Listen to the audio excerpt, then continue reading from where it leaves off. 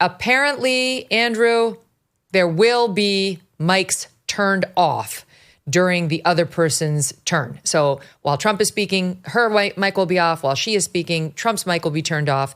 This was the subject of debate for weeks.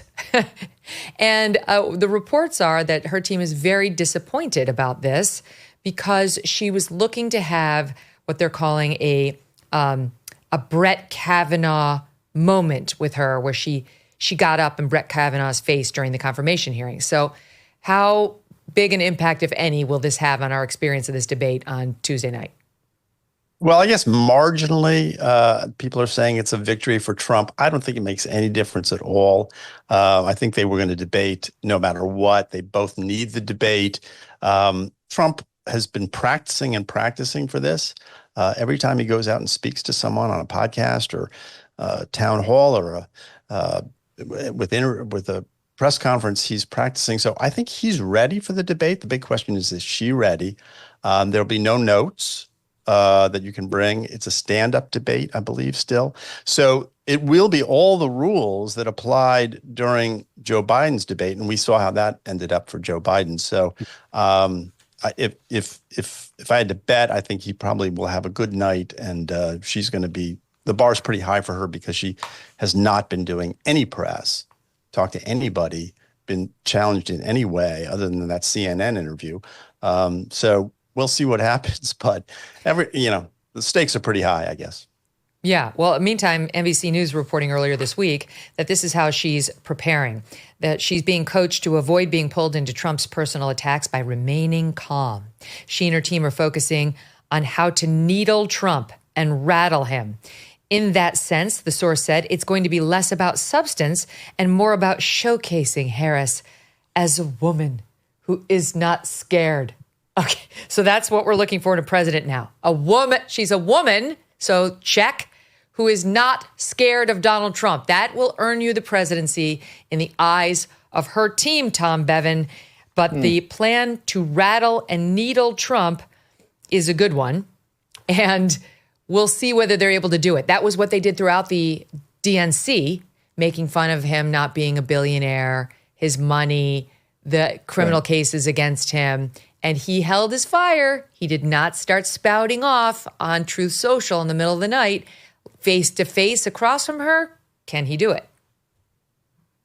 Yeah, we'll find out. I mean, look, the reason she wanted these mics on is she wanted to pull that same shtick that she did with Mike Pence in 2020.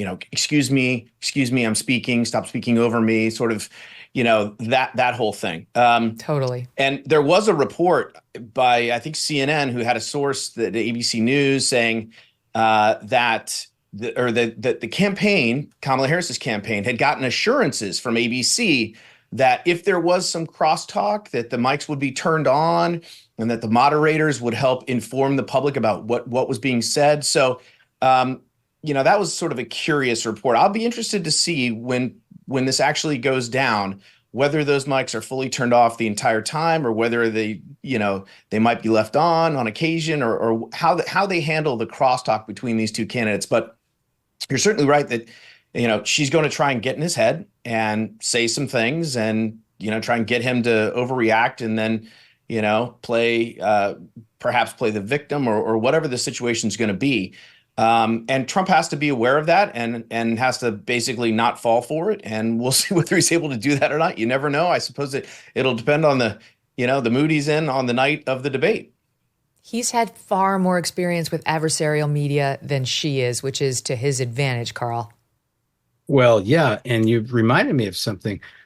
The first person who showed on a presidential debate stage that they could be simultaneously a woman and unafraid of Donald Trump was Megyn Kelly.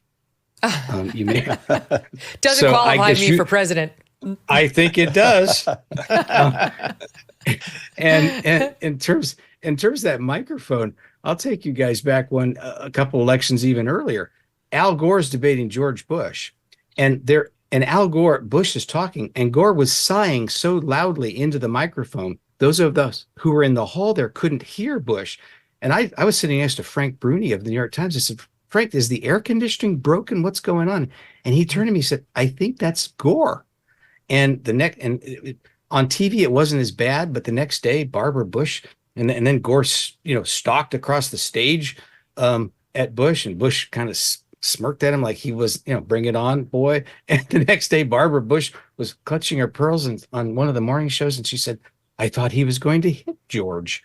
And, so some of these histrionics get these subtle movements. And, when Bush's father looked at his watch during debate, they can matter. Yeah. And so so I think the mic's turned. I guess I'd kind of prefer him just to be on all the time. You guys remember that moment when, in the New York State Senate race, or New York Senate race? Go ahead, Tom. No, Rick Lazio marched across the stage with a piece of paper and sort of waved it in Hillary Clinton's face. But that's what Gore did. Backfired on him. Gore did that 2 weeks after. You thought he would have been warned. Yeah. He just figured because he was up against a male opponent, he could get away with it. But certainly that male-female dynamic will play. And given the gender divide in this election, Trump does have to be careful. Like, he can't do anything too aggressive. Even though she'll be aggressive against him, she's called him a predator. She's gotten as aggressive rhetorically as you can. There's just a dynamic. I'm sorry, it's there. He would be completely reckless to get in her face physically in any way. And I don't think he'll do that. Did you know there's nearly $1 trillion of infrastructure and pandemic funds yet to be spent? That's right. There's a massive amount of money that the lame duck administration is pushing hard to spend in their last few months. If the president is able to push these funds out, we could see another prolonged inflation surge, just like during COVID. But there's hope. A gold IRA from Birch Gold Group can be an inflation hedge for your savings in uncertain times. To see how to protect your IRA or 401k, get your free info kit on gold by texting MK to 989898. Birch Gold makes it seamless to roll over your retirement account while preserving your tax-advantaged status. Don't wait for the president's spending spree to potentially tank the dollar further. Protect your financial future now. Text MK to get more info. And text my initials to the number 989898. That will bring you your free info kit from Birch Gold. Thanks so much for watching. If you like what you just saw, hit the subscribe button for more clips and full episodes.